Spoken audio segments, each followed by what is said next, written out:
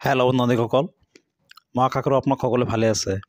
আজি নতুন আৰু এটা ভিডিঅ' লৈছোঁ। ভিডিঅ'টো হ'ল প্ৰধানমন্ত্ৰী ফ্ৰী গেছ উজ্জ্বলা 2.0 অনলাইন কেনেকৈ আবেদন কৰিব আৰু কি ডকুমেণ্ট লাগিব, আৰু যিসকলে আপোনাৰ এতিয়াও ফ্ৰী গেছ আপোনাৰ উজ্জ্বলা 2.0 পোৱা নাই তেখেতে কেনেকৈ আবেদন কৰিব আৰু কোনটো পৰ্টেলৰ পৰা আপুনি আবেদন কৰিব, সম্পূৰ্ণ এইটো ভিডিঅ' ষ্টেপ বাই ষ্টেপ আলোচনা কৰিম। ভিডিঅ'টো সম্পূৰ্ণ শেষলৈকে চাই থাকিব।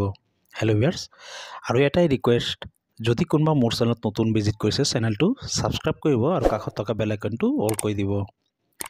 তেন্তে সময় নষ্ট নকৰি ভিডিঅ'টো আৰম্ভ কৰোঁ। আপুনি যিকোনো এটা ব্ৰাউজাৰ অ'পেন কৰিব আৰু চাৰ্চ বাৰত টাইপ কৰিব ফ্ৰী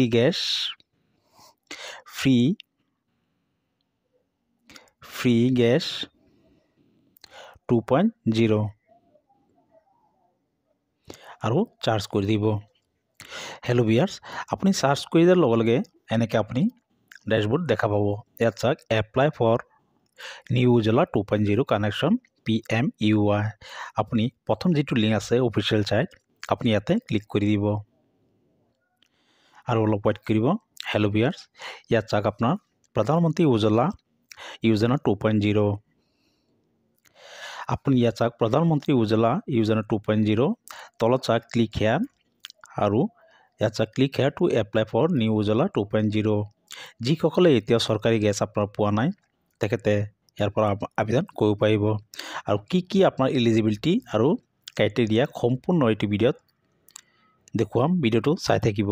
হেল্ল' ভিউয়াৰ্স, ইয়াত তলত চাওক আপোনাৰ ক্ৰাইটেৰিয়াবিলাক দিয়া আছে, কি লাগিব আৰু কোনসকল মহিলা আপোনাৰ লাভ কৰিব।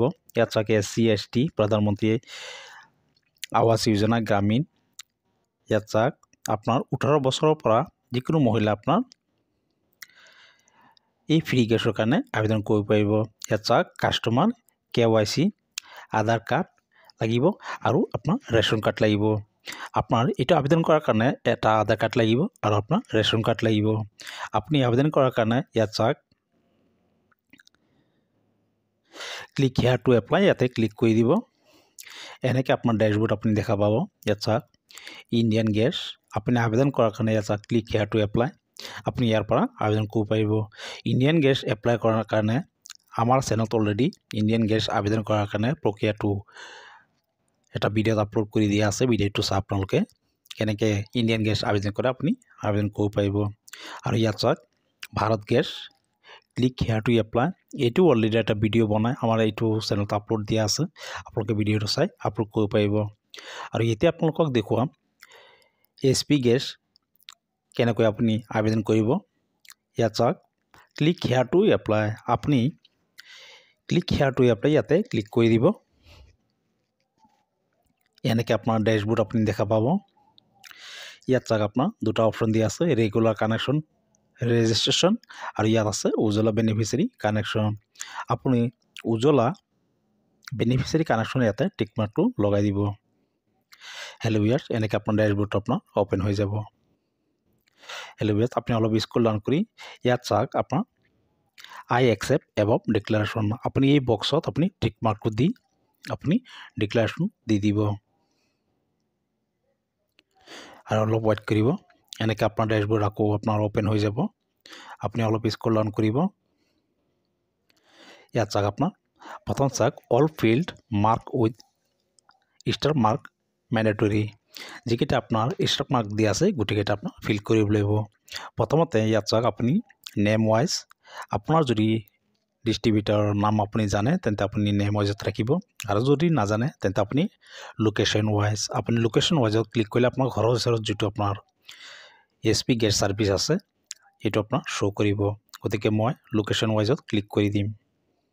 হেল্ল' ভিউয়াৰ্স, ক্লিক কৰাৰ পিছত এনেকৈ আপোনাৰ ডেশবোৰ্ড আপুনি দেখা পাব। আপুনি অলপ স্ক্ৰল ডাউন কৰিব। ইয়াত চাওক প্ৰথমতে ষ্টেট আসাম আপুনি চিলেক্ট কৰি ল'ব।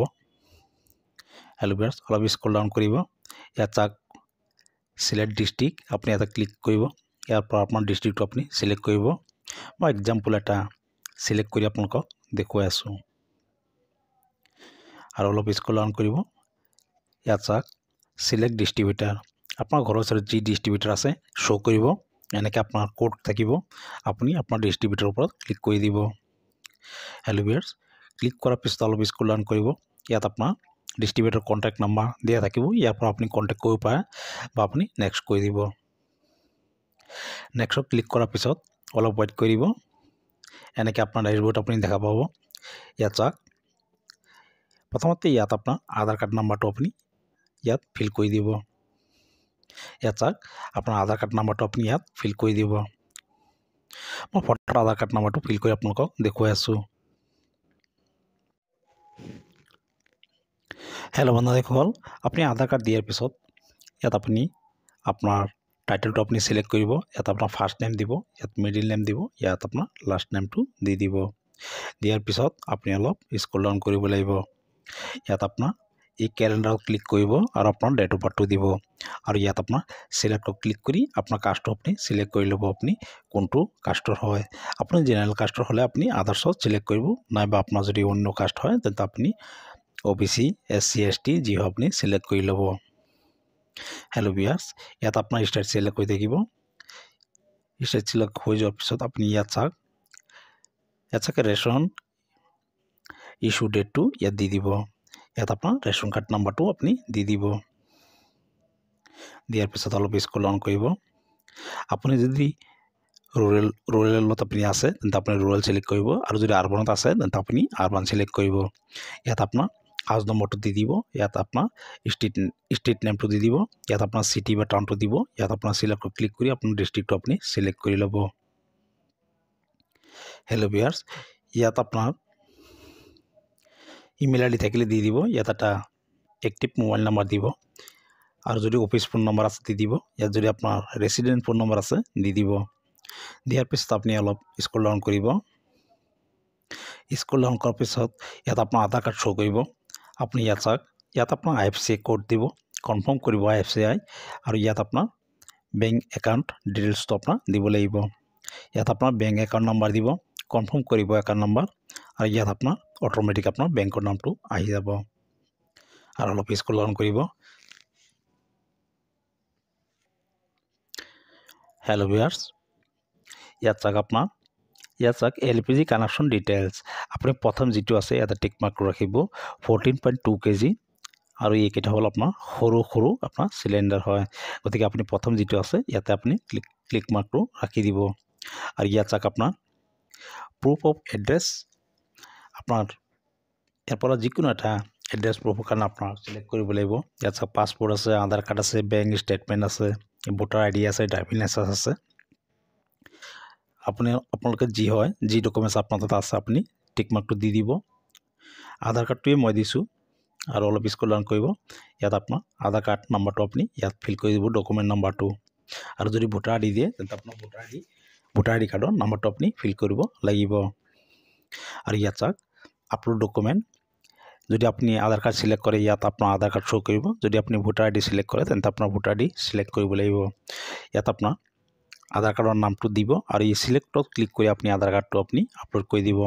আৰু এই এড্ৰেছ প্ৰুফৰ কাৰণে আপুনি আধাৰ কাৰ্ডে আপুনি আপলোড কৰিব পাৰিব আৰু ইয়াত চাওক পাছপোৰ্ট সাইজ ফটো আপোনাৰ 50 KB ভিতৰত আপুনি সিলেক্টত ক্লিক কৰি আপোনাৰ আপলোড কৰিব লাগিব ইয়াত আপোনাৰ ৰেশন কাৰ্ডটো সিলেক্টত ক্লিক কৰি আপুনি আপলোড কৰিব লাগিব আৰু যদি কাৰোবাৰ যদি ৰেশন কাৰ্ড নাথাকে তেন্তে আপুনি ইয়াত চাওক এনেক্সাৰ ফৰ্ম এটা আপোনাৰ ডাউনলোড কৰিব লাগিব ডাউনলোড কৰাৰ পিছত আপুনি ফিল কৰি আপুনি এই সুইচ পালত ক্লিক কৰি আপলোড কৰি দিব হেল্ল' ভিউয়াৰ্স আপলোড কৰাৰ পিছত আপুনি অলপ স্ক্ৰল ডাউন কৰিব ইয়াত চাওক ডিটেইলছ অফ ফেমিলি মেম্বাৰ ইয়াৰ পৰা আপোনাৰ ফেমিলি মেম্বাৰৰ ডিটেইলছ দিব লাগিব প্ৰথমতে আপুনি সিলেক্টত ক্লিক কৰি আপুনি আপোনাৰ যি হয় ৰিলেশ্যন ইয়াত চাওক ৰিলেশ্যনশ্বিপ আপোনাৰ মেম্বাৰৰ যি ৰিলেশ্যন হয় আপুনি ইয়াত সিলেক্টত ক্লিক কৰি আপুনি সিলেক্ট কৰিব পাৰিব সিলেক্ট কৰাৰ পিছত আপুনি